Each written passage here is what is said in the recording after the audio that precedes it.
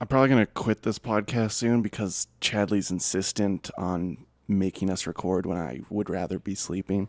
It's 9 a.m. on a Saturday, but I want to get it done with because it's fucking beautiful weather out there.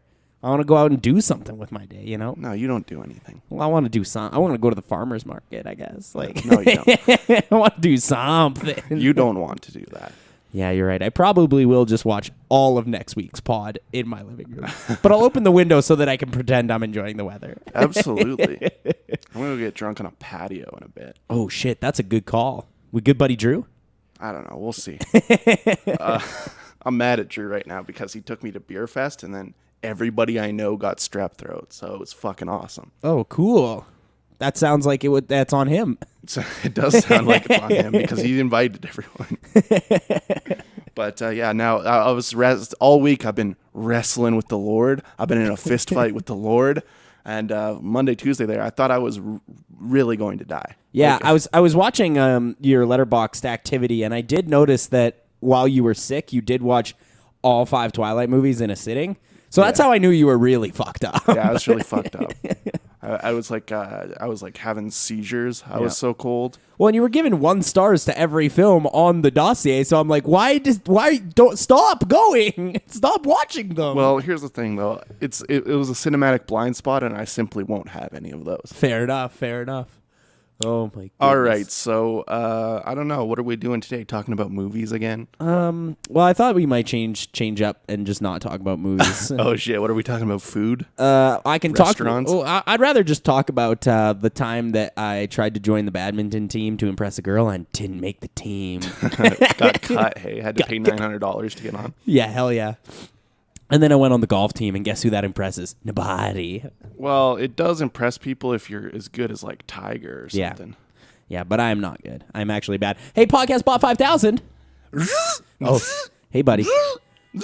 Hey, Podcast Bot 5000. I read on Twitter that you won tickets to see Booksmart. Yeah, I did. Aren't you guys happy with my work? Yeah, but like you only got 2 tickets, and there's 3 of us. Well, you don't have to come, Chadley. Yes, I do. So what are we talking about on the show today, Podcast Bot 5000? Well, today you've got a big lineup of random things. It's more of I don't know if I would call it movies, but a collection of things. So you got Detective Pikachu. You've got Clint Eastwood's One Last Ride, baby. One Last Ride? You know what? The problem with this movie, though, I'm reviewing the movie now, Podcast Bot, is that they don't play that one single piano note throughout the movie where he's like, one last ride, ding, ding. Like in the trailer? Yeah, like in the trailer. Yeah, please give me the piano note. You're going to be watching the Beyonce concert thing, and you're going to also be watching, I don't know, probably Universal Monsters Invisible Woman or something. Invisible Woman, yeah. Very inclusive. Equality. Podcast Bot only programs equality. Fuck your Captain Marvel shit. Universal was putting women into their universes long time ago. That's true. So why don't we we'll start off with Detective Pikachu, but of course, Podcast Bot, you are not done your job. Why don't you play that theme song? Well, here's the thing about that, guys, is that I think we want to go back to this being a raw podcast where what you see is what you get, you know? No, I don't. You don't know?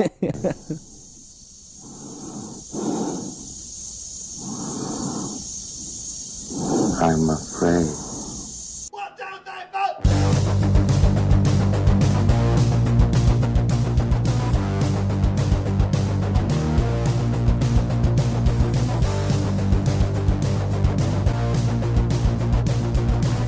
Why don't you play us something, baby?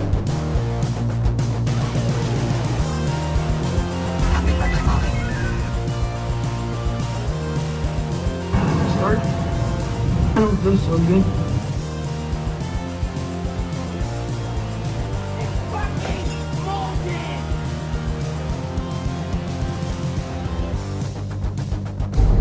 You can practically see it from here. What? 9 a.m. Oh, dude, it's early. Before we start, I want to do our usual endgame update. Oh yeah. It's finally taken Titanic. Yeah, absolutely. What's Since it at? last week. 2.3 now? 2.2 or 2.3 around. I'm excited to see after this weekend because that will really let us know if it's going to make that final stretch. Yeah, to beat Avatar. To be honest, it's only been making like 3 or 4 million a day this week. So Yeah. And you know what? The thing is like, I think there's worse movies that we could have as our highest grossing film of all time. I think there's much worse movies that we could have. Absolutely. Like Avatar. But like, cause like, I don't, here's the thing is that people have been coming up to me and who read my fucking review of Endgame and they're like, why do you hate this movie? And I'm like, I gave it 3 stars. I don't hate it. Well, people think that 3 star is now bad for some reason. Which it's not. It's fine. 3 star is good. It's fine. It's more than half. It's not very good. It's not great. But it's not 50%. Yeah. It's a passing grade. Yeah, absolutely. It's a 60%. I cannot believe how many times I've had to explain to people I do like this movie. Like, I did like watching this movie. Fuck y'all. Hey, fuck y'all. It's not. Hey, guys. It's not masterpiece, but I like it. I mean, as far as stupid superhero movies, it's like it's doing its job. Yeah, it's certainly fine. There's a lot of stupid shit, and nothing looks like anything. Perfect.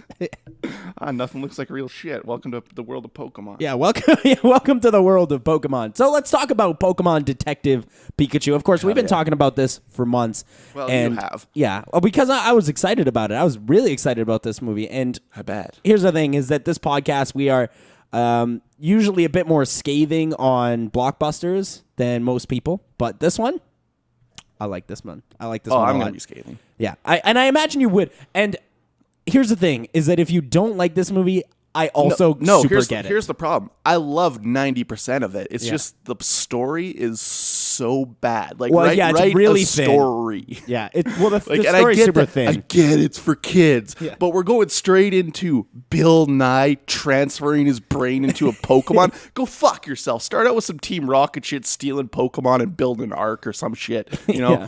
I don't know, like classic Pokemon shit. I don't need to go directly to the fucking sci-fi shit. That seems too fantastical for Pokemon, even. Well, here's the thing: is that I really enjoyed this movie, but there's a few things I will admit about this movie, despite really liking it. It's really stupid. Yeah, it's extremely dumb. It's extremely stupid. The worst part is everything's extremely convenient yeah, and also it's very easy. Yeah, it's a very convenient movie. It feels like they try to take you along with the investigation, but the investigation just keeps being about It's like different stuff. If you're going to be a movie so rooted in noir, like, try and make an actual mystery, not something I figured out within 15 seconds because you never show the dad. Yeah. It's like, motherfucker, obviously. Yeah, absolutely. And the movie's corny. It's really corny. That I don't care about, Yeah. because it's a Pokemon movie, so it should be. Yeah, and like I was actually going to say that, and we'll talk about this a little bit later when we talk about another movie, but as it turns out, at this point in time in my life, I'm kind of into corny. You know, I kind of like corny shit right now. And the corniness in this movie, because first of all, this is a kid's movie. However, I went to this movie on preview night, and not a kid in the theater, and it was packed. Not a single child was in that theater. And I went at like 7. It was the early show. I went at like 2 in the afternoon on a Friday. Oh, lots of kids. Oh, no, probably no kids. There was some kids, but Was there wasn't many people there. Yeah. It was mostly people that looked like they played Pokemon Go. Yeah, well, the guy next to me, there was like this 55-year-old guy who was sitting next to me who was playing Pokemon Go before the movie, and then he was doing Did this. you catch Detective Pikachu? I don't know. I didn't ask. I wasn't really. I've been trying to catch one. The thing is like I don't leave my house to play it though, because my house is 2 Pokestops. It really is. Oh, that's pretty cool. That's pretty so. cool. Here's the thing about the screening that I went to. Uh-huh. Before the movie, I had a very great time overhearing a lot of conversations that I super did not want to be a part of. Hell yeah. The dudes in front of me were like fucking screaming about like whether or not the anime movies are going to be better than the live action movies. Hey, different though. Different. Not even close to the same. Yeah, thing. very, very. Although, you know what does surprise me about Pokemon Detective Pikachu, and this was probably the biggest shock that I had in this entire movie, it's fucking canon. Yeah. Dude, this movie's canon, dude. Yeah, dude, it's Caningo, which I do like that they didn't. Although I kind of probably would have preferred if they just would have taken the plot of one of those other ones, one of the good ones. Yeah, like Pokemon the first movie. Sure. Well, that one's also just about Mewtwo, but this one, like, they mentioned the events of Pokemon the first movie, and I was like, that is shocking to me that this shit is canon. Yeah. Fun though. I like that. Yeah, I actually really do too. Because the Pokemon Company, they kind of like have this string of canon, even though they make a lot of weird shit. Yeah. Everything they've ever made is canon. Even like the one where you draw lines around Pokemon, it's canon. Yeah. Yeah, Pokemon Puzzle League is also canon, I'm pretty sure. Canon. Yeah. The weird thing is yeah, like you're right. Like it all does link together, but it's all separate. Like the video games aren't like the TV show's not based on the video games. They're different. Yeah. But they exist in the same universe, which is weird, but I kind of love it. Yeah. But then now bring us over to Pokemon Detective Pikachu, which all takes place. I think a lot of like hardcore, like old school fans of Pokemon will be disappointed because Damn, the old heads, dude. The old heads are gonna be mad. yeah, because like I had somebody say to me the other day, like I actually had someone say this to me yesterday. They saw the movie on Thursday also, and they're like, I didn't recognize most of the Pokemon because I only liked the first 150. Hey guys, there's a lot of them. All right, they're gonna use them. I don't think there was that many that I didn't recognize. To be like, if you're like really gonna be an old head and pretend you don't know them all, Yeah. you pretty much know them all. Yeah, here's the thing: if you're gonna pretend that you don't know what a Greninja is, well, you clearly. I hadn't heard of it, but once I saw it, I'm like, I've seen that one. Yeah, well, it's in Smash Brothers, and okay. yeah, everybody knows that. There shit. you go. Yeah. And here's the thing: is that I am a huge, I guess, kind of closeted Pokemon fan. I try not to fucking be that guy like the dudes who were annoying the shit out of me at the theater. But I am a big Pokemon fan, so there was not a single Pokemon in this movie that I did not recognize, except for those weird mushroom things. What the fuck was that? Yeah, I don't know I what have those no were. idea what that is. Maybe I'm not that big of a fan, I guess. But yeah, I think like the familiarity. But here's the thing that surprised me the most is that this movie does such a great job of immersing you. Like this feels like a lived-in Pokemon world. I agree only with the city. Once they get out to the wilderness when things are just exploding, I'm like, well, how this isn't this by the city? What the fuck is happening here? I think it's a nice 40 miles away or something. But they don't like, if you're talking about world building, they don't show you where the fuck they're going. They don't show you how far away from. I'm pretty sure in the first shot there's a shot of the city in the background of the lab.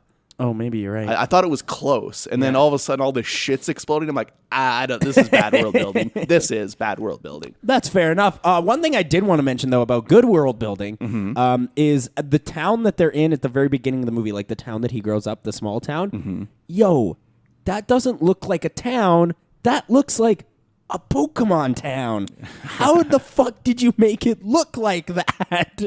Pokemon Town. Yeah, it literally looks like a Pokemon town from the games. Like, why does it look like that? It's weird to see on screen, but it's kind of welcome because it does let you know, like, this isn't like a regular world. It lets you know that immediately. Like, this isn't a regular world. It's something else. We're in Sinnoh or whatever it's called. And then you head over to Rhyme City. And Rhyme City is great. And here's one of the most genius things they could have done with this movie is that they set this movie in a city where Pokeballs are illegal. Perfect. Because then you can see everything. Yeah. You can see all the Pokemon, and everyone has a Pokemon, and there's Pokemon everywhere. That's smart. That's the smartest thing they did. Yeah, absolutely. And But you know what the second smartest thing they did was? what? Film it on 35 millimeter. Yeah, why does this movie... Why? And that's another thing, too. Like, that's another thing that I really like about this movie. This movie looks fucking awesome. Yeah, because it does feel kind of gritty. Yeah, like... Because the fact that it's shot on 35, which is like a kind of a weird format these days. Yeah, it's like, did Tarantino make this Pikachu movie? Yeah, it does. It looks very, very...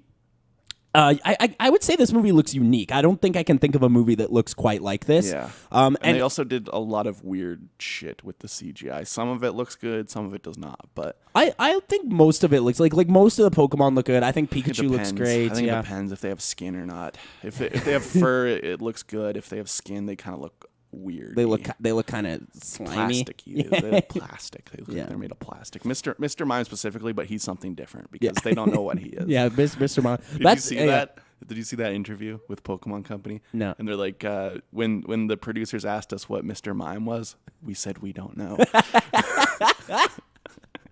Oh man, that's so funny. Oh man, and there is so many Pokemon in this movie. Like I was shocked Sure. with how many they jammed in there. I mean, like obviously you have like your story Pokemon like Pikachu, Mewtwo, Greninja, like the ones that are really important. But there's just Pokemon everywhere.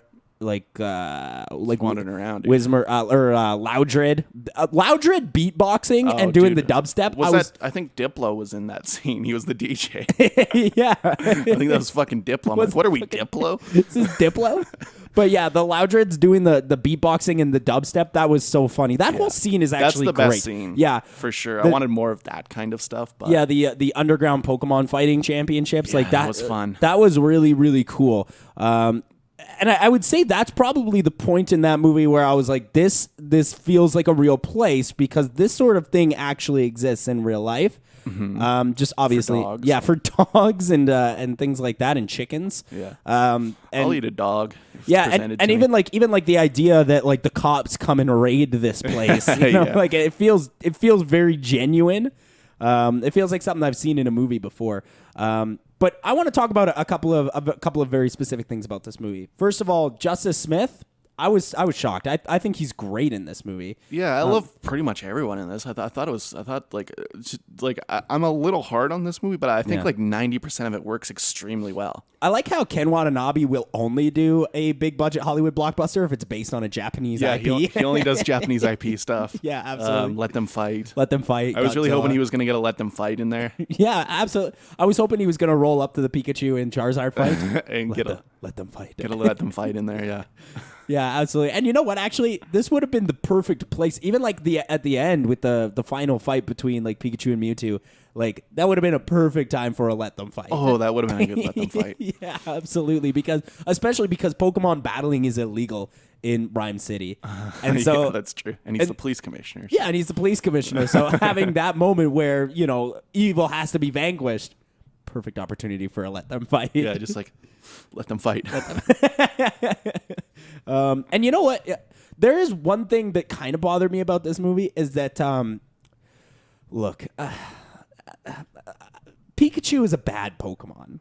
He's a super bad Pokemon. Yeah. But, like, everybody is talking about this Pikachu like he's the most powerful Pokemon ever to exist. Well, I mean, he doesn't do that much against Mewtwo. He knocks him once. Yeah, but like, there's like the one scene where they're going to the underground fighting, and he's like, "Last time your Pikachu was here, it really fucked up my Charizard," and I'm like, "No, it didn't.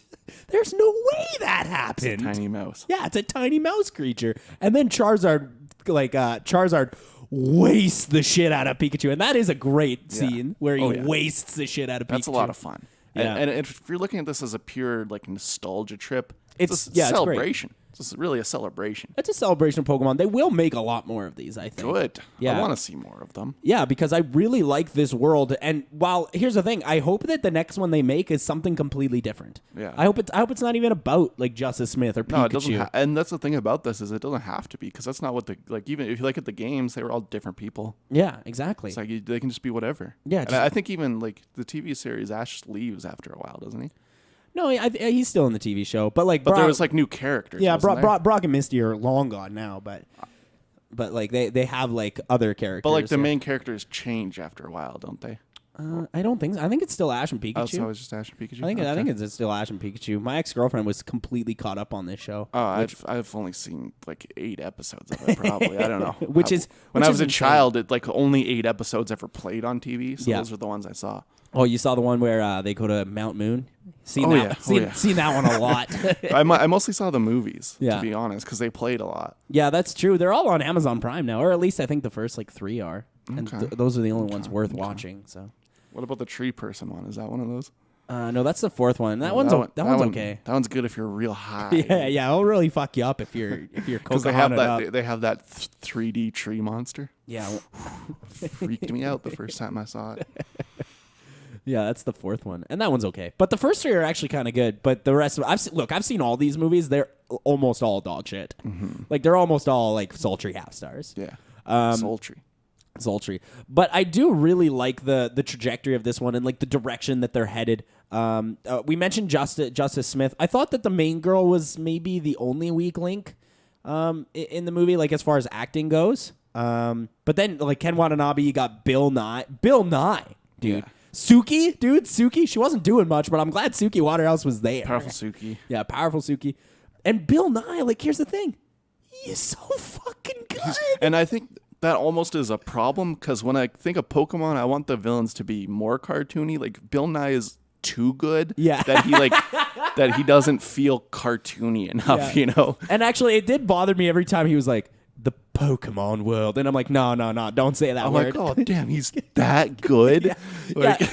Dude, you're having me crying over the word Pokemon? What the fuck? It's cause let's talk spoilers a little bit. Okay. This is a spoiler warning. You can skip ahead like 2 or 3 minutes here. Yeah.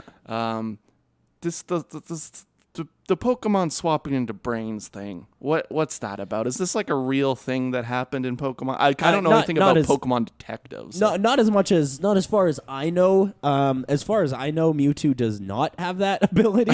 That seems like it's just something too fakey for this fake universe. Yeah, which is already a pretty fakey universe. It's already fakey. Yeah. They're fucking monsters. But if we're talking spoilers, I want to talk about probably my biggest problem with this movie, and that is the very stupid ending.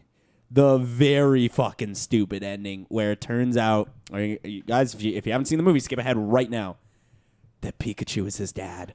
And it's so obvious though. Yeah. Because like they never show who the dad is, and right away I'm like, that's fucking Ryan Reynolds. And then they show like the picture of the mom, and it's she's super black. super right? black. Yeah, I and thought that's that too. Very specifically because Justice Smith is clearly half black. Yeah. And then, like you show the mom, and it's like she's so blisteringly black, and you're like, oh god. Oh, don't say blisteringly. Don't say that. I mean on screen. Yeah. Like they specifically highlight it. Yeah, it is very true. Yeah, and I'm like, oh god damn it, and then they show like the footage of him of the Ryan Reynolds character dying, and I'm like, oh god damn it, they didn't show his face, and then all of a sudden Pikachu's talking like Ryan Reynolds. I'm like, oh fuck. Yeah. Oh, which by the way, we didn't even mention this, but Ryan Reynolds is fucking amazing in this movie. He's so good. Yeah, he's good. He's out here doing like Deadpool shit, but PG, and it kind of works because it's not supposed to be. I don't R-rated. particularly need a Pokemon talking though. That's the thing. Like I don't know if I need that. Yeah, that's true. I do kind of.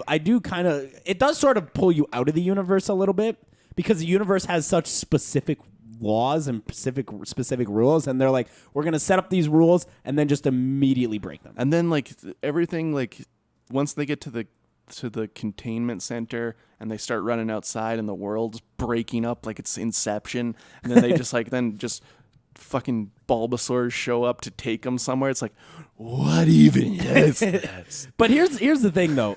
Every action scene, which by the way, almost all of them are in the trailer. Every action scene in this movie is fucking awesome. Sure. Like they all look so good. This is a really fun visual watch. Absolutely. Yeah. I'm not taking that away from it. Absolutely. Lighting Mr. Mime on fire, that's fun. That's a super funny bit. And you know what I love most about that bit? Is that they accidentally light him on fire at the end of the scene, and then it just cuts to the next scene. Yeah, he's dead. You murdered him. Yeah, you killed that mime. Yeah, it's pretty funny. He's like pouring gasoline on Mr. Mime, and I'm like, what? What is this fucking movie? There's also like a lot of like just like subtle adult humor in this movie. There's also like a couple jump scares. Like the first one got me when the monkey creature jumps through the window. I was like, holy fuck. No, I don't like those monkeys. But there's like a scene early in the movie where like they make a reference to cocaine, and I'm like, whoa, what the fuck? Hell yeah, there was a Cocohana reference in there. Yeah, he was like, these monkeys are trying to get me. I put something up my nose, and now these monkeys are trying to get me. And then they look over, the monkeys are all happy. He's like, oh wait, no, not that. And I'm like, what the fuck?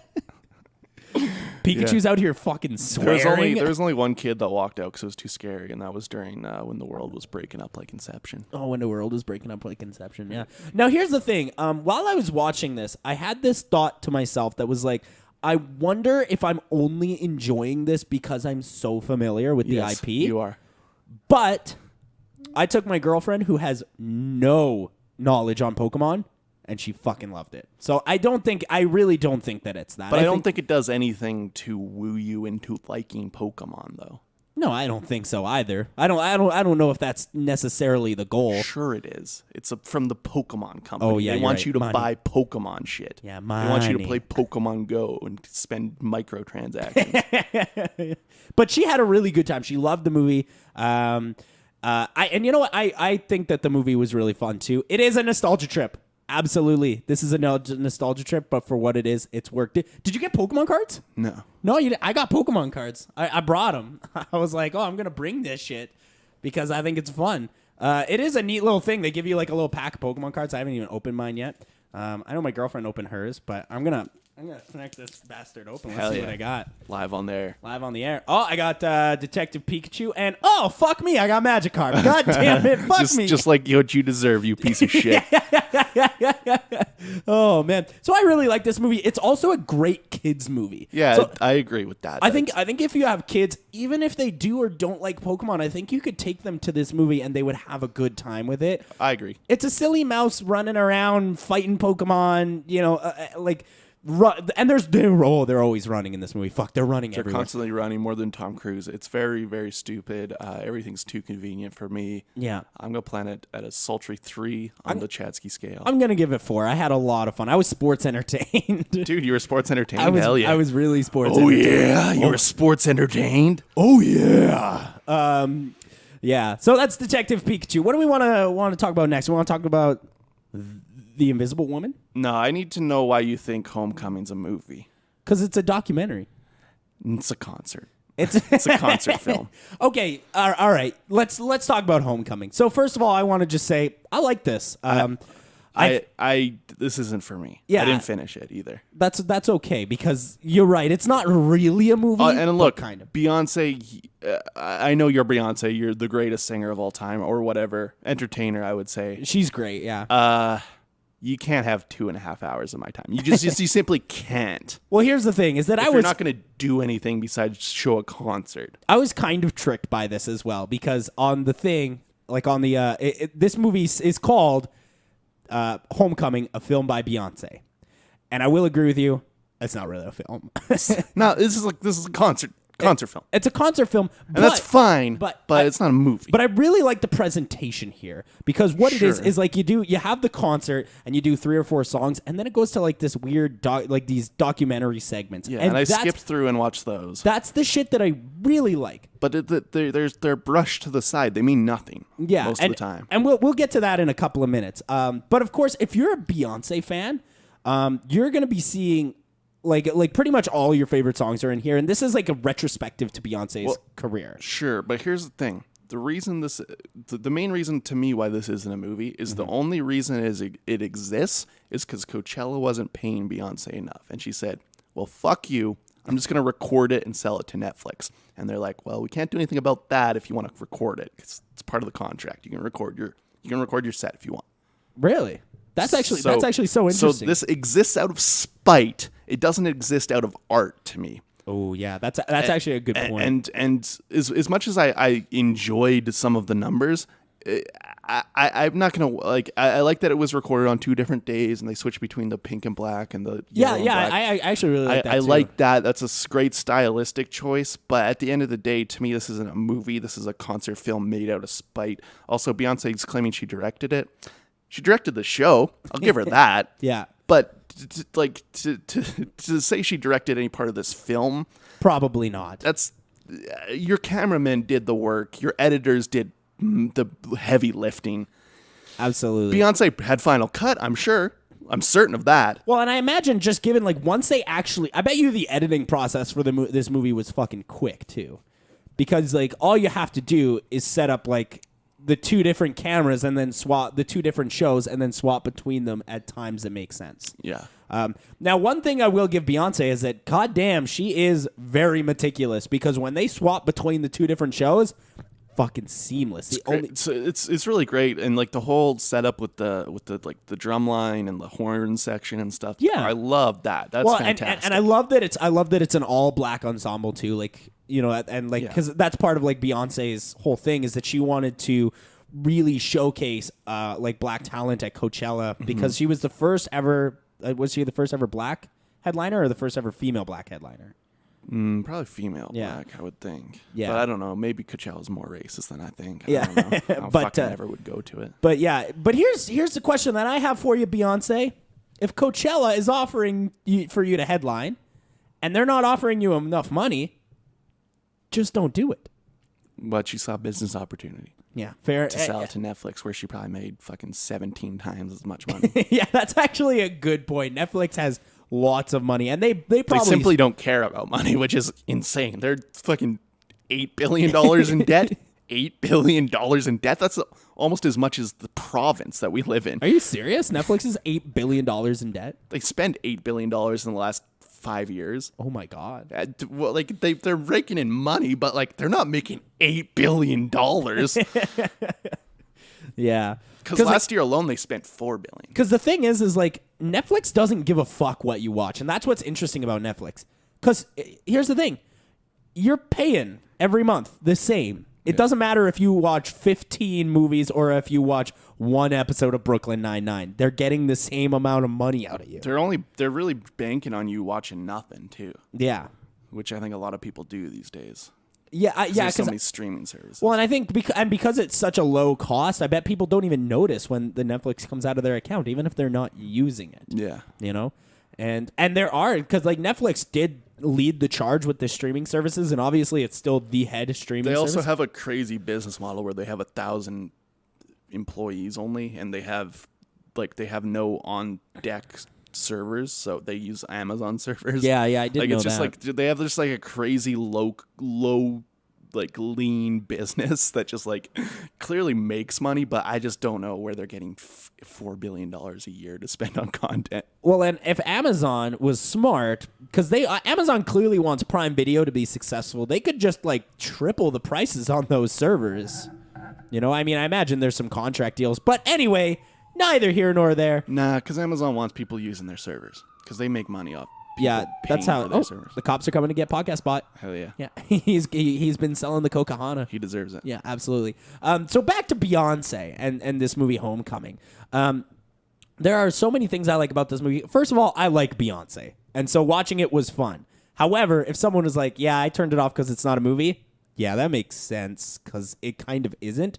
But then it tries to trick you sometimes into thinking that it is. And that's with those documentary segments. And those are usually about 5 minutes. But I have a problem with those documentary segments. Yeah. As much as I really, really love them, and I think that they tie the movie together really nicely, every one of those documentary segments pretty much says the same thing. Yeah, and it's all Beyonce recording on a phone for some reason. Yeah, it's all Beyonce. Jesus, Beyonce dude. like, oh, yeah. get- When we were thinking about doing Coachella, we were thinking it was going to be really fun. I guess it's like a stylistic choice because they were shot on 16 millimeter. which looks pretty cool. Yeah, and like I like that like there's some 16 millimeter of the concert actually thrown in there too. Yeah. Well, here's the thing. 35 millimeter ages really well. 16, not so much. Nah, 16's for teenagers and exploitation. Yeah, it people. looks like Instagram. if you're making a movie called Maniac, anything with Maniac in the title, you're shooting on 16 because that's the format for you. Is sir. Maniac shot on 16? I think Maniac was, yeah. God, that movie's bad. But yeah, so the documentary segments, like, and here's the part. Here's the part about this that I really like is that I hope other artists take this and roll with it. Because What do you mean? They have. no, but like this sort of format with like the concert / documentary. Yeah, well, you should go watch the Justin Timberlake one on Netflix. He did the same shit. There's a It's- JT one? Yeah, Tennessee Kids. It's amazing, dude. Yeah, but nobody watched that. Fucking everybody and their cat was watching Homecoming. Because it's Beyonce, Yeah, player. that's true. It's a Beyonce. Like she just dropped shit. Like her Lemonade movie. Yeah. That's an hour. I'll watch that. Because that's an hour. That's a- 2:15. Go fuck yourself. Yeah, you it's- can't have that much of my time, even if you are Beyonce. Yeah, it's really long. I also like that. I skipped ahead like to the last 40 minutes when Jay was there for a minute, and I was like, hell yeah, Jay. And then he was immediately gone. And then Single Ladies came on. I'm like, I will not be watching this one. It's Dude, I love the Single Ladies, but not a song. what? It's barely a collection of words. I would have liked this to be more about Beyonce, though. And, and I get that wasn't the point, right? The point was for it to be about the other people. But, I would love for some of those documentary features to talk about how Jay-Z was fucking around. Because that's, I'm interested in how Jay-Z that was shit. growing hair. Yeah, Jay-Z was growing hair. Hey, and he I think enough with the hair. And he cheated on Beyonce. I want to talk about how you got past that, because you sing a lot of songs about it, but you don't ever talk about it, because that's I don't know if you know this, but half of her last 5 years of catalog has just been about how mad she is that Jay-Z fucked somebody else. Yeah, I know everything about Jay-Z. That's the thing. It's I'm so deep in Jay-Z. I've read his many books, and shit. But Beyonce is just not I don't listen to pop music. I agree that she is very good at it. Yeah. And I like when Jay shows up in it. Yeah. And he's always worse. That's the thing. I agree that he is worse than Beyonce, but I like that type of music more. That's a good point, and I'll take it for what it is. Beyonce also out here looking 10,000, dude. God, she is the best looking human maybe on the planet. Sure. Fuck, dude, she is insanely good looking, and she rocks it. Because here's the thing: is that she comes out in these outfits, and they're not she has a way of taking these outfits that may be construed as slutty, but instead of wearing them slutty, she wears them sexy, and I think that's a lot more powerful, and it's a lot more controlling. She controls the image, Yeah. I'm just trying to make this point without being offensive. Well, too late. Yeah. I think this is a great movie. I think this is a great thing. I had fun watching it. I doubt I'll ever watch it again, and I wish that there was more content in it. It's for people that like Beyonce. Which I do. I had fun watching it. I would never watch it again because now I've seen it, But that's the thing about great concert docs is the Talking Heads concert doc. I've watched that thing 17 times. The great ones you watch again and again. I can see Beyonce fans watching this a lot because if you look at the crowd, everyone looks like they're seeing Jesus for the first time. Dude. Yeah, dude, there are people going nuts, and especially those people in the front row, and they're the guy that passes out. That's I was howling. they're reaching out, and then the security guards are let her be. All right, so I'm not going to rate this because I did not finish. I only watched about 40 minutes of this thing. All right, wow, really? Only that little? I skipped ahead a lot. I didn't watch much of the dancing. That's fair. That's fair. There was a lot of just intermittent dancing, like when I saw Portugal the Man, and they would play one song, and then they just jam for 20 minutes, and then I walked out. That's the same kind of reaction I had to this. Yeah. I liked it. I had fun watching it. I'm going to give it 3 stars. It's not the best movie. It's not very well structured, but for what it is, it's fun. It's well structured as a concert doc. It's well structured as a concert, but not a movie, and I don't know why we're reviewing it I don't know why we dedicated 17 minutes to it. Oh, that's my bad, I think. Well, the thing is this movie isn't called Homecoming. It's called Homecoming, a film by Beyonce. It's a trick. It's a fucking trick, dude. I was tricked by the title. Yes. Far from Homecoming. Far from Homecoming. Shall we jump into our Universal Monster Retrospective? Hell yeah. Yeah. So earlier I was apparently I'm really into corny shit right now. This movie's mad corny. Yeah. And I fucking love it. Dude, the thing I love about this one is this isn't even remotely a horror movie. This is a screwball comedy. Yeah, it's slapstick, dude. That just has sci-fi in it. Yeah. And they released it at the same time. They recorded it. They filmed this and The Invisible Man Returns at the same time. And this movie's insane compared to that movie. Yeah. Dude, I really, really like this movie. It's incredibly stupid. It's and really corny. dumb. Yeah. There's 3 plots happening, and all of them barely wrap up. There's an amazing scene that there's actually 2 amazing scenes that maybe is the hardest I've ever laughed at anything. Yeah. And I just want to go through them really quickly. Number 1, it's the scene where the guy makes out with the invisible woman. And he's just standing there, just making out with nothing, and he's holding nothing. Dude, what a fucking phenomenal actor! God damn, that was funny. But number 2, there is a scene of this movie, and I'm gonna explain the whole scene, shot for shot, detail for detail, because it's insane that it exists. You have the bad guys, and they're driving on the road, and one guy has a map, and he goes, according to the map, we're in Mexico now, and the other guy goes, yeah, we went through customs. That's the whole scene. Such a funny joke.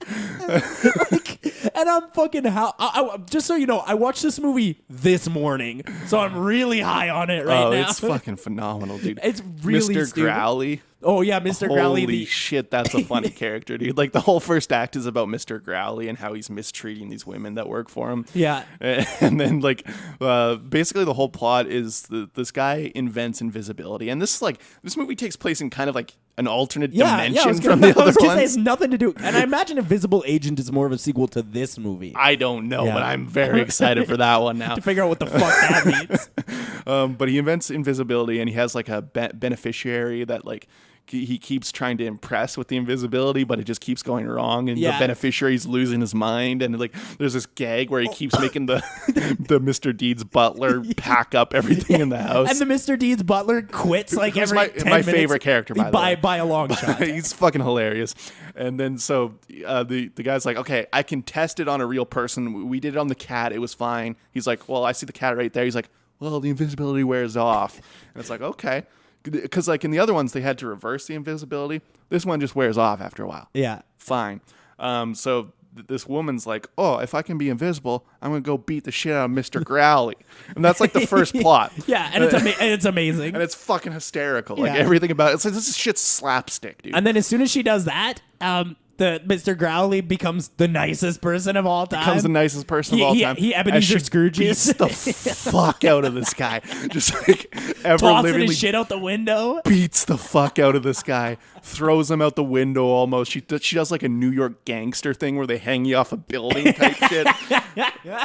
Dude, this movie's insanity. We'll talk more about insanity in the next movie, but this movie is true insanity. Yeah. Because that's just like the first act, and that's just like the first plot, and then it's thrown away because now they're into the second plot where the beneficiary and the doctor have to figure out if it's real or not. Yeah. And while this is happening, they're setting up the third plot line where this guy from Mexico, like a drug lord, is trying to steal the machine. He's trying to steal the machine so he can be invisible, so he can drive on into the U.S., I guess, which is just insane and has nothing to do with the rest of the movie. But we'll get to that because the second half, the second act starts. That's where the beneficiary finds out the invisible woman is real, and they're at a cabin and shit. And then he starts trying to fuck her. He starts trying to fuck her. He's like, "Are you hot?" And he's just like putting on stockings. It's like, dude, this is when it turns into just a screwball comedy, and it's just fucking ridiculous. I love it too because like this dude, he has no idea what this person looks like, and he's like, yeah, I don't know what you look like, but I got a fucking invisible lady. You know? And the thing about this one is it's amazing because there's so many invisibility gags. Yeah, and I'm never mad at invisibility gags, dude. Yeah, there's like my favorite one is when they first. Also here's another wild scene. When they first bring her back to the cabin and she's like drinking the brandy and the fucking the butler keeps fainting. The butler is like, "There's ghosts in the house." But another thing that I want to mention too that is also just another line of dialogue that I'm like, what the fuck is happening in this movie? Is when he first shows up to the cabin and the beneficiary has a cat there, and he goes, "I'm allergic to cats," and then the butler's like, "You have a cat." Yeah, what the hell was? What was that about? Because the invisible woman was sneezing. Oh, right. Okay, yeah, that checks wet. out.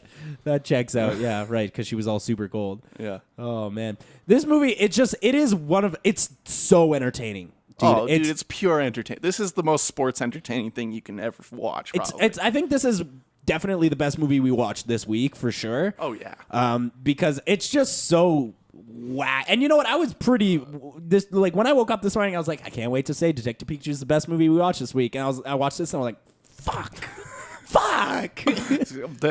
The Universal Monsters, like, they're the gift that keeps on giving because there's a lot of bad ones, but there's also just a lot of insanity. Yeah, like Mommy's Hand. And these movies get crazier. Like, they almost all turn into comedies in the next 4 movies. Well, because it feels like to me, like when they first started doing this, there was a lot more regulations on those screenplays, and now they don't give a fuck. Well, that's because anymore. these are the TV ones. Yeah. So these ones are insane. So they can just be whatever the fuck they want. Yeah. Oh man. Oh, and it's also like a pretty well-paced movie too. Like Sure. it's really well balanced. Because in the screenplay. third act, they're in Mexico with the machine, and the Invisible Man or the Invisible Woman basically just fucks up everybody with a hammer. wastes everybody. Yeah, Just like knocking everybody out with a hammer. I'm like, use like maybe a variation instead of knocking everybody out with a hammer. But okay. No, she. There is one part where she hits somebody with a rifle. Yeah. She hits him on the head with the rifle, and the rifle bends, and I'm like, holy shit, that's nuts. Why would that happen? Yeah, this movie is nutty, dude. Yeah, it's absolutely phenomenal. If you get a chance to see The Invisible Woman, if it's on cable, I super recommend it. You don't have to watch any of the other movies to get this one either. No, it's a delight, dude. Yeah, this one's a standalone, and it's great. I give it a 4-star. 4 stars, sheer delightful. Absolutely. It's too stupid to give it a 5-star, but Yeah, I it is agree, but it it's is very good. It's very fun to watch. Yeah, it's an absolute blast. Let's head into our last movie of the day. One last ride. One last ride, baby. Clint Eastwood. His newest movie is called The Mule. Okay, let's. Man, where do we even start? Because here's the thing. I'm not. I've been very vocal over the last few years that I'm not a big fan of Clint's recent works. Yeah. Like 15-17 to Paris. Yeah, that's not a movie though, so who cares? And it's also bad. 15-17 to Paris, I didn't like. American Sniper. Yeah, American Sniper's dog shit. I never saw Sully, Sully's fine. but like the last Sully's one. about as good as the Mule. I think the last good one that I think. Oh yeah, like Hereafter sucks too. Like Oh yeah, that movie was fucking terrible. like Hereafter is really bad. Like I think the last good one he made was maybe Changeling. Or wait, what can't What year change? was Changeling? I think it was 08. Wait, was Changeling before Gran Torino? Because I like that one too. I never saw Gran Torino, but yeah, I think Gran Torino might have been after. What might okay? Then Gran Torino is his last good movie, and that was 11 years ago. Yeah, And then he he's comes. very old now though. Yeah, he's super old now. Extremely old. And then, but he keeps just making shit. You know. Oh, yeah. He's not giving up. No, Which I respect. One last ride though. One last ride. This is not his last ride, though. I know it ain't.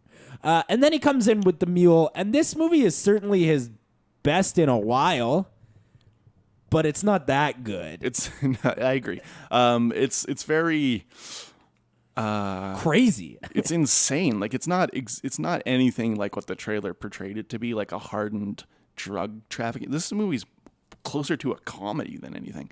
Like, this movie's insane. I'd say this movie's a family drama, like, which is weird because you're like, oh, it's a movie about drug smuggling, and it's like it's a family drama with Taissa Farmiga and also Diane Wiest. Everything that happens is the craziest thing to happen in any movie ever. Yeah, like Dude, I couldn't look away from this movie, dude. It's neither. baffling Me how neither. insane this movie is. so. Let's break it down. First of all, the first big positive thing I have to say in this movie is that Diane Wiest is great, Bradley Cooper's great, Fishburne's great, Penn is great, Taissa Farmiga is great. However, all of them are taking a fucking clinic. Because I love seeing Clint in front of the camera. Oh, God, he looked like he was having a blast, dude. Grandpa was awake for this. Yeah, dude. yeah. He's not like Kevin Costner, who's basically perpetually asleep. This dude is awake and having the time of his life, and he's putting on clinics, dude. He's putting on a seminar, dude. This movie's mostly Clint Eastwood dancing. Yeah. And, That's what's crazy, and he's bad at and it. fucking. And fucking. And acting his ass off. Here's the thing. I haven't seen Clint act in a while, so when he came back on screen, I was like, oh boy, here we go. Oh, I forgot he's good.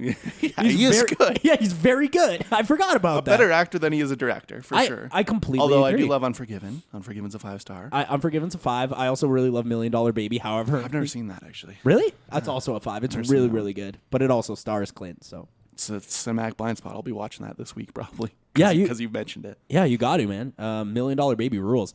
But Hilary Swank, baby. But Clint is just so good that he almost drowns out the rest of the cast, except for maybe Bradley Cooper. Cooper's good. Cooper's really good in this movie.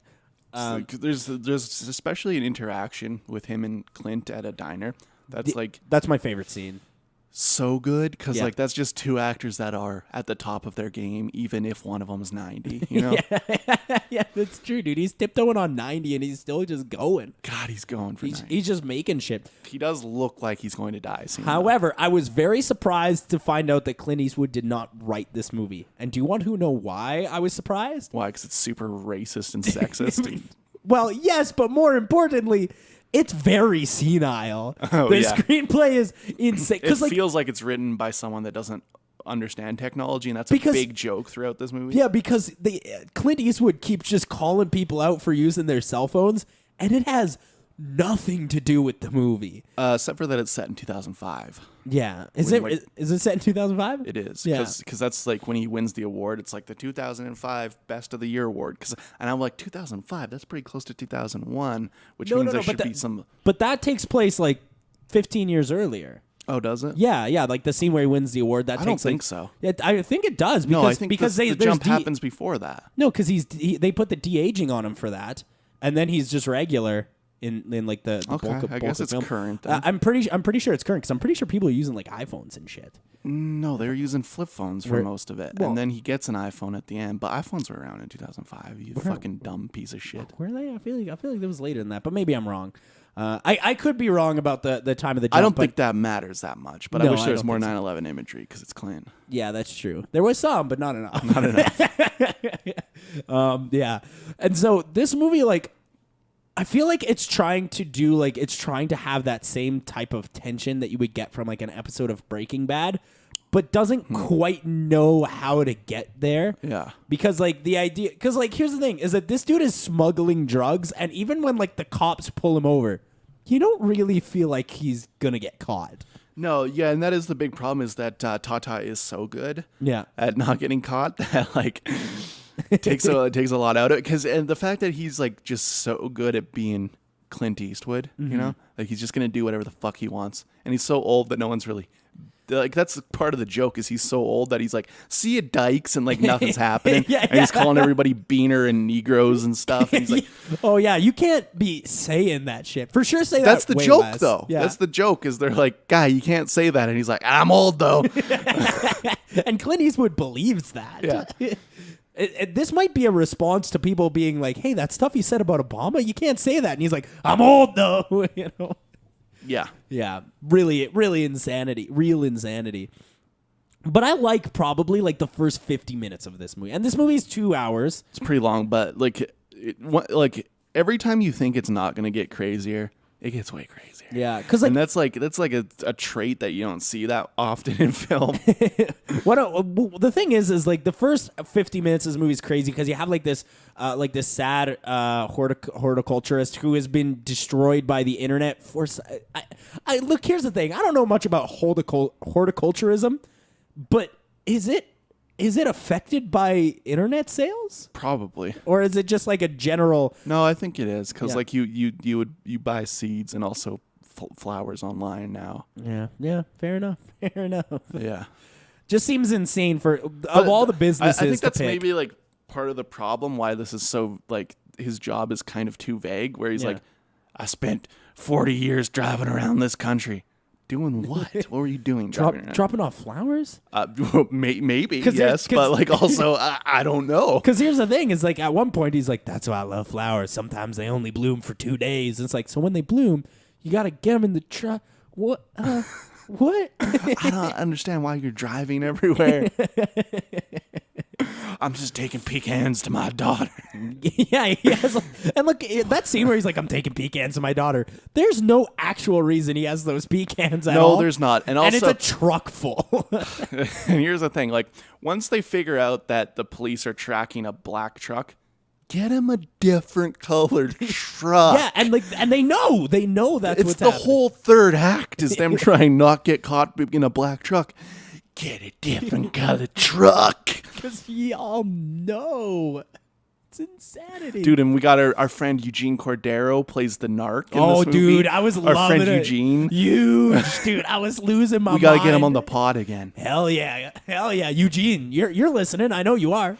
Come on down. Listen to his podcast. I forgot what it was called. Never mind. Bad man. I don't remember what it's called either. But dumbbells or something. It's about working out. Yeah, hell yeah. But then like that third, like the second act kind of starts to lose me a little bit because like that's when he like goes to the cartel house for way too long. Oh yeah, he does go there for way too long. Where he's just fucking. Yeah, he's fucking just and like fucking. and like the reason I don't like this second act very much is it's just like the first half of the movie is like, okay, I mean, I've seen this sort of thing before, but it's semi-unique. But the cartel shit is like, I've seen this cartel house, maybe this exact scene in different movies. And I think it's the cartel house that they use in a lot of cartel stuff, maybe even in Breaking Bad, to be quite honest. Yeah. The thing I like about this movie is Clint only really has one goal, and it's to impart his wisdom that you should be with your family to every single person he meets. Yeah. And the fact that it doesn't work on a lot of people, I think actually makes it work better when it does work on Bradley Cooper. Yeah.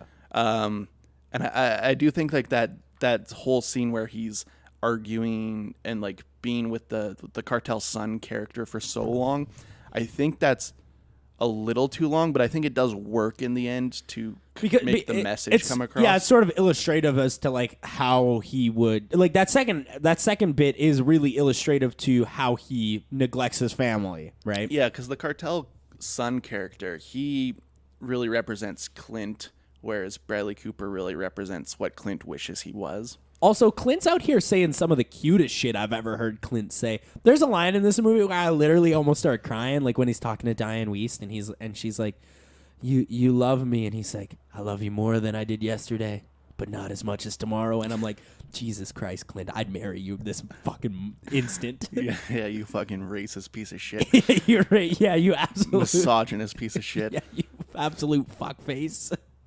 You super Dude, bad you fucked man. so many hookers in this movie. Yeah, it's a lot. There's like a scene where it's like they don't like show any build up to it, and it's like the first time he fucks in this movie is that like he's with the Spanish guy, and the Spanish guy's at the hotel, and he looks over And at the Clint's Spanish room. guy is jealous at how much he's fucking. Yeah, and he looks over at Clint's room, and he just sees two women come out of Clint's room half naked, and I'm like, okay, this is something about this character we've not established. What the fuck is going on there? Well, no, it's established that he's a womanizer, but Yeah. then once he gets money, then he starts buying hookers. Yeah, Starts buying them hooks, dude. Yeah, hell Starts yeah. looking for them hooks. And then when he goes to the cartel house, he doesn't even have to pay, dude. They're just fucking him. yeah, Yeah, it's really crazy. that's fun. And I love like when the girls are like trying to fuck him, and he's like, I need some cardiac pills. All right, dude, him with his shirt off, he looks like a fucking monster, dude. It's like a goddamn skeleton. He looks like some sort of a monster in a Stephen King movie. Oh my god, dude, it's phenomenal. But here's the thing: is that we're being kind of mean to this movie, but I do like it. It's not that bad. That's the thing. It's not that bad. Like the structure is fine. The plot is pretty weak, but Yeah. it's not that bad. Yeah, it's an entertaining watch. I wish for the Penna most had part. some more play, to be honest. Yeah, and it does have some important themes, and then some very like the thing about technology is clearly super crazy. That's just old man yelling at clouds. yeah, Technology isn't that bad, dude.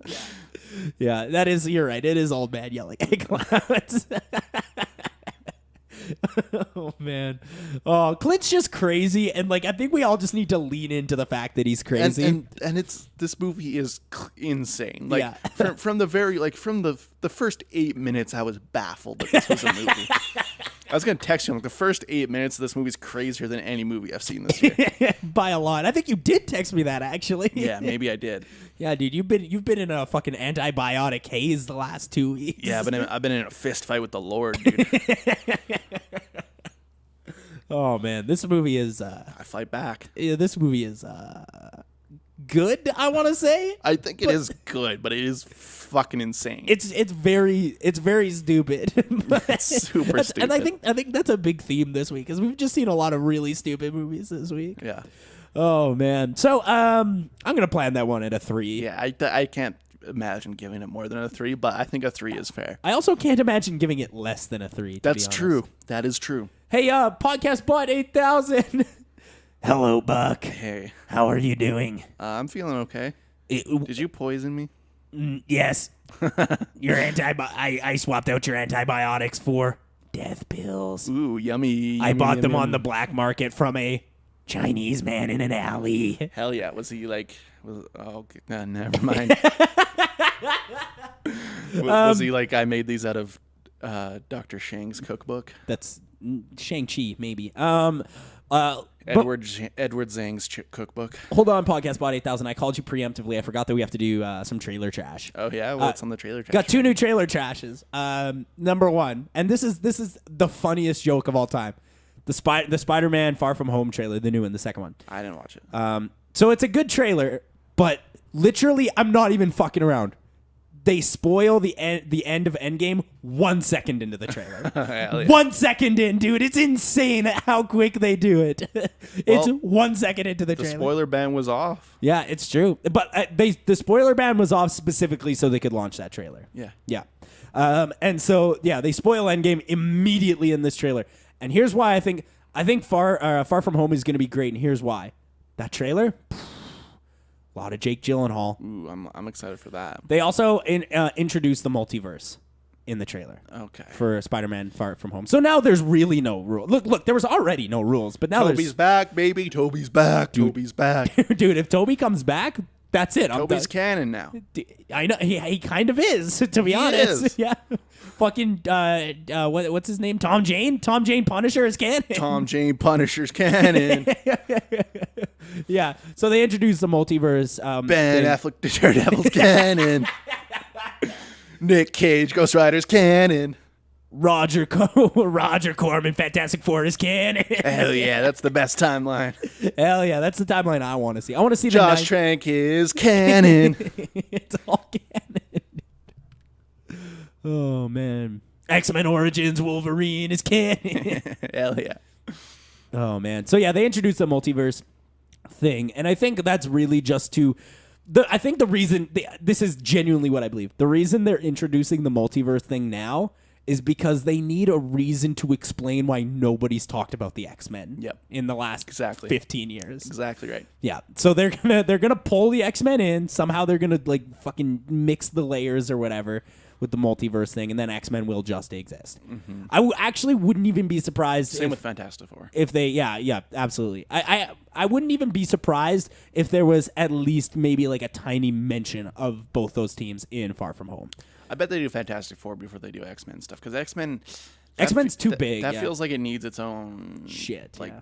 build up. I feel like they could do 20 movies on X-Men themselves. Well, and here's the thing: is that Disney announced a myriad of shit this week, like so much shit. Yeah, that's a pretty crazy line. Yeah, we'll talk about some of it. First thing, they announced a new trilogy of Star Wars films that are coming out in 2022, 2024, and 2026. Well, the interesting thing I think about that, Ryan Johnson, baby. but we don't know that. It could be Benny Hoffman-Weiss trilogy. It could be, yeah. Because they're done with Game of Thrones now. Which is good, I think, because I think those guys have a good eye for things. I mean, I think they are involved in the prequel, but that doesn't have any plans until like 2022 or something. Also, so. But even then, I bet you it's just producing credits. Yeah, probably. Yeah, they're probably trying to distance themselves from that, because like here's the thing: you can't do Game of Thrones for him, and they've been doing it for like 12 years, and they made 8 seasons. Come on, guys. It's a bit much. Yeah, like look, you guys, it is a it's not good really how show. TV works anymore. Yeah, that's like they do have their own model where they don't release as many episodes, but still 8 seasons. That feels like a very old school version of television. Yeah, because like television now is like 5. 4 or 5 seasons at the most. And that's why that is honestly why I love Breaking Bad so much. They're like 5 seasons, perfect, and I'm like, thank you. Well, Vince Gilligan knows his shit. Yeah, he had the end in mind in a time in TV when the end wasn't in mind. Yeah. Look at Lost, Yeah, look at Dexter. I think Vince Gilligan genuinely changed the way that people think about TV. He did. Yeah, which is awesome. But back to what were we even talking about? Oh yeah, this new Disney shit. They also announced like a lot of Marvel projects, but almost all of them are untitled Marvel project, except for the first one, which is Black Widow. Okay, all right. I'll watch a Black Widow movie. Sure. I mean, I don't a detective movie or something. Yeah, I mean, I don't know if that character matters to the universe anymore, but I'm sure Disney will. But like I don't the money. think this movie needs to. I think they want to do a standalone thing. Yeah, and as they should. I don't want to see. Look, I heard rumors that they're right now producing a movie called Dark Avengers. No, please don't. Yeah, I'm all set on that. I beg you. I want to see the the Chai Shang thing. Yeah, I do. Yeah, I do want to see that, and I think Guardians of the Galaxy, Doctor Strange 2, Captain Marvel 2 are on the lineup. Black Panther 2. Black Panther 2 most likely. No, actually that one's official, right? Well, Cooler's working on it. Yeah. So I assume it's official. Yeah, it's got to be, yeah. But there's a lot of and I think that they're going to do interesting things with like Fox. Like I think you're right. I think we're going to get Fantastic Four before we get Well, any they're X-Men doing the shit. Eternals. Yeah, that's going to be cool. That should be cool. Yeah. I think that's like the second Marvel movie that's coming out, if I'm not mistaken, like in Phase 4. Phase 4 is going to be weird though. It's not gonna be the same. It's not going to be the same, and I think that's kind of what this series needs, a breath of fresh air, because And it seems like they're gonna try. This is what I've really wanted them to do. Really make things that feel like they're their own thing. Yeah, and like I can't watch the same movie again. Like Captain America: Civil War. Why do we call it Captain America? It's Avengers, you guys. Fucking, they're all there. Don't call it. Just call it Avengers: Civil War, because that's an Avengers movie. Yeah. Let's not pretend it's something else. It's too bad they did Civil War that dirty. Yeah, it's true. That's a great book that they fucked up super bad. Yeah. But yeah, all this stuff that Disney has got on the docket is truly insane. And Fucking 7 live action remakes a year. It's like, did you even got that many IPs left? yeah, when I was at Detective Pikachu, there were people behind me, 2 rows, and this guy was like, "Disney doesn't even know how to make a lasting IP," and I was like, "Holy fuck, dude!" It's basically all they've done. You ever heard of Avengers? Pirates of the Caribbean? The highest grossing movies of any year they're out. Yeah, have you ever? Pirates of the Caribbean is from one of their fucking rides, dude. Yeah, it's a fucking ride. They made 5 of those fucking things, and they all made crazy money. Oh man. But yeah, all those live action remakes, I don't know what those are going to be at this time. We can only speculate that. I just pray to God we keep Tim Burton's filthy fingers off this. Yeah, he doesn't need any more. Yeah.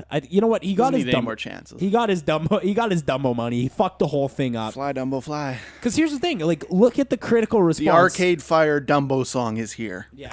Look at the critical response to Dumbo and Alice in Wonderland. Disney simply can't go in for a third outing. They cannot, dude. It's done too shitty. And like, especially comparatively to the other Disney live action movies, they've also done shit financially. Yeah. Like, look at, I bet you Aladdin's gonna do gangbusters, dude. Look at fucking Beauty Lion and the King's Beast. Gonna fucking blow the doors off money, dude. Yeah, Lion King is gonna make more money than you and I have ever even heard of. It's gonna be a number that's not even existed yet. Beauty and the Beast did like insane numbers. Yeah, Beauty and the Beast is like 15th highest grossing film of all time. The remake, which is crazy. Oh, I just wanted to update you guys. I finished the AFI Top 100, Really? and a lot of great movies on there. I'm now working on the top 100 grossing movies of all time. I've only got one left. What's the last one? Wolf Warrior 2 from China. Oh, yeah. That actually was playing when you and I went to see it. Yeah. It was in the same theater, It's, and we went to see it. That thing made instead. like $800 million. But all foreign, right? Mostly foreign. Yeah, like It almost made all foreign. $5 million Domestic. So little. That's like another movie I'm going to make you watch in 2 weeks is this movie called The Wandering Earth, which just made $700 million in China, and Netflix bought that motherfucker. They're like, that's ours now. They're like, we want to make no money domestic. Perfect. Yeah, perfect. What were we talking? Oh, yeah. Speaking of it, we did get the first trailer for it, Chapter 2. Did you see this? Didn't watch it. Okay, so here's the thing. I saw the clip of Pennywise taking his skin off. That's pretty fucked up. Yeah, it's fucked up. It looks fucked up, dude. Here's the thing about It Chapter 2. I think that It was such a unique experience, like the new one. Yeah. Was such a unique experience. And then they didn't know if it was going to work. They didn't know if people were going to be into it. And that's why they left it the way that it was. Because they could have just not made Chapter 2, which is what they should have done. But yeah, we're still going to watch it, obviously, and I'm sure it's going to be fun. it's gonna be scary. I bet. Yeah, it's going to be. Well, we said that about It Chapter 1, and so did Stephen King, and it wasn't. So Well, here's the thing about Stephen King, is He's a liar. He's in his he's not a liar, but he realizes that at this point it's better for PR for him if he just says it's all good. Yeah. You know, it's better. Like he's in a time of his life. He's very old now. He's getting very old. He's not really writing books too much anymore. He does like one a year maybe. he gets all his money from these movies. He gets all of his money from from these movies, and like he realized the backlash he got from saying The Shining was bad, even though at this point I don't think he believes that anymore. Stephen King's out here like Dark Tower's the best movie I've ever seen. So now he's just like, I don't even care. I'm just gonna say they're all good. Yeah. That's. I mean, it's a smart way to go about it, because like you also don't want to. I don't think he's people. necessarily lying. I'm sure he likes Pet Sematary. Yeah, it's fine. It's fine film. I'm sure he liked seeing Dark Tower on the big screen.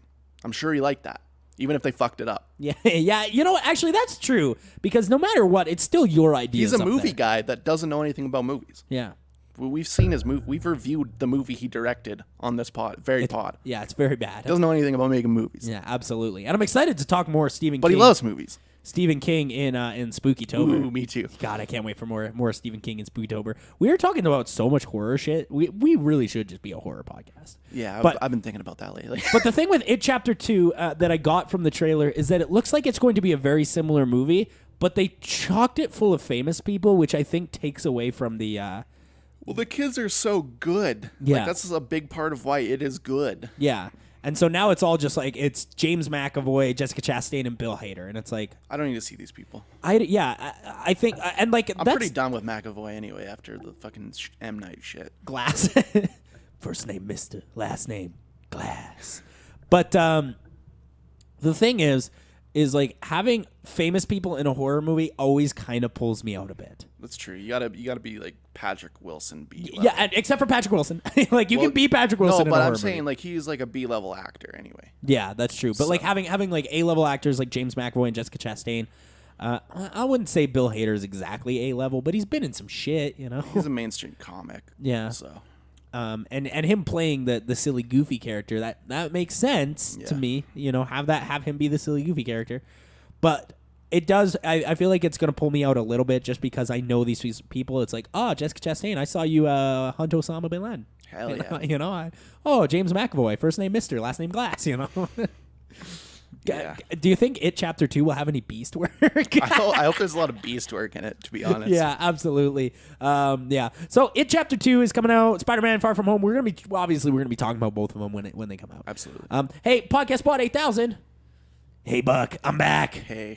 Did you notice that I clipped up your sandals? Oh, okay. I don't wear sandals though, so those were probably Chadley's. Son of a bitch, dude. Those were mine, you fucking guy. Chadley's the only person I know that lives downtown in a city and walks around in sandals in a place where there's just needles everywhere. Yeah, dude. I want to get it, dude. Sick. Hey, Chadley, I'm sorry I ruined your sandals. I thought they were Bucks. Buck, I will break something of yours later when I get the perfect. opportunity. Sounds good. Sadly, right now, I have to let you guys know which films you're talking about on the next episode. Episode 236, airing on May the 19th. Damn. 2019, date stamping. I'm date stamping the pod. On the next episode, the boys will be talking about Tolkien. Oh, hell yeah, Tolkien. They even say it right in the trailer. Tolkien. Yeah. They give you a little lesson on how to pronounce it in the trailer. Mm-hmm. Don't do that. For sure, don't do that. They'll also be talking about the Vince Vaughn vehicle dragged across concrete. Well, not only that, it's also a Mel Gibson vehicle. Gib? Yeah. Dude, Gib is back? Yeah, they're back. Gibby? Not only that, and apparently this movie's pretty racist. So Perfect. I can't wait to call out Mel Gibson again. It's a cop movie where they're pretty fucking racist, dude. Oh, good. I love calling Mel Gibson out because, like, here's the thing: Mel Gibson reads a script. It's from one of my favorite recent directors, Craig Zahar, I think his name is. He did Bone Tomahawk and Cell Block 99. Oh God, the movie where Vince Vaughn's head just explodes at the end for no reason. Here's the thing about Mel Gibson: if he reads a script and it even like a little bit might be racist, you think you might be like, this could be good for my image. And Bone Tomahawk, where they just cut a guy fully in half. Yeah, that's a classic scene, dude. What else are we talking about, Pocket Spot 8000? You are talking about the film with the worst title in cinema history. Yeah. Extremely wicked, shockingly vile, and evil. Yeah, Alexander's No Good, Super Bad, Vile Day. What's that Steve Carell movie? I don't know. It's something like that. Alexander and the No Good, Very Bad, Super Sad. Super Vile. Dope. Yeah. Extremely Vile. Extremely Wicked. Extremely Wicked Day. Zac Efron's Extremely Vile, Wicked Day. And the Universal Monster Retrospective is heading back to theater territory with baby. The Wolfman. I'm excited. This is one of my favorites. I've never seen it. I've never seen it. Really classic. It's the classic werewolf movie. Okay, thank you, Podcast Bot 8000. Buck, hurt me. I wish to be hurt. Okay, thank you, podcast. Yeah, Settle down. So if you want to follow us on the socials, you can head over to Twitter. You can follow us at Movie Epidemic. You can follow us on Facebook at Punch Nerds Movie Epidemic. You can hit us up on Instagram also at Movie Epidemic. We're having a lot of fun there. Tell us what you think about Detective Pikachu. This is a movie that I genuinely want people's input on because I might be completely off base on it. I need to know. So let me know what you thought about Detective Pikachu on the socials. And thank you guys for listening. You can follow us individually as well at Chadley the Movie for myself and at Last Cool Dude on Twitter. Don't do that. Oh, no, you definitely have to do that. All right.